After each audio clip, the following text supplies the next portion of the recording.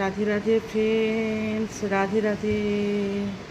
কে কোথায় আছো, কে কী করছো, কার দিকে বৃষ্টি হচ্ছে বলো? আমাদের দিকে এখন ধীরে ধীরে বৃষ্টি হচ্ছে, ধীরে ধীরে ধীরে ধীরে বৃষ্টি হচ্ছে। হ্যালো গাইস, তোমরা কেমন আছো? আশা করি তোমরা ভালোই আছো, আমি খুব ভালো আছি। আমার বলছিলাম না, হাতটা ব্যথা, এখন ফিজিওথেরাপি চলছে। দাদাটা খুব ভালো, তোমাদের কারো ওরকম হয়ে থাকলে বলো, নাম্বার দিব। ও এখানে অনেক জায়গায় বাইরেও করায় দাদাটা।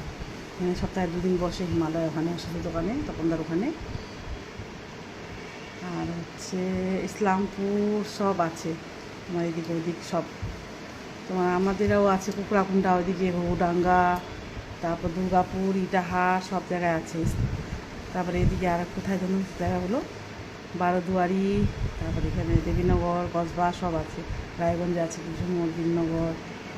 আমার নিচের ফ্ল্যাটের দিকেও করে, অনেকদিন ধরে করে। আমার থেকে দাদা বললো, নাম্বার দিল, তারপর আমার ফোন করলাম। আমার ফেসিয়ালটা কেমন হয়েছে বলবে, 3 দিন 4 দিন পর গ্লো করবে বলছে মুখটা।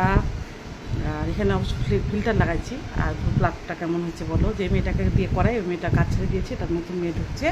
মিলনপাড়া বাড়ি, আমার ছেলে আর্টিস্টের চিনে বলে, মাসির মেয়ে নাকি পরে। কানেরটা এটা খুলে দিয়েছিল, বর বলতে বারবার খুঁজছে কেন এটা।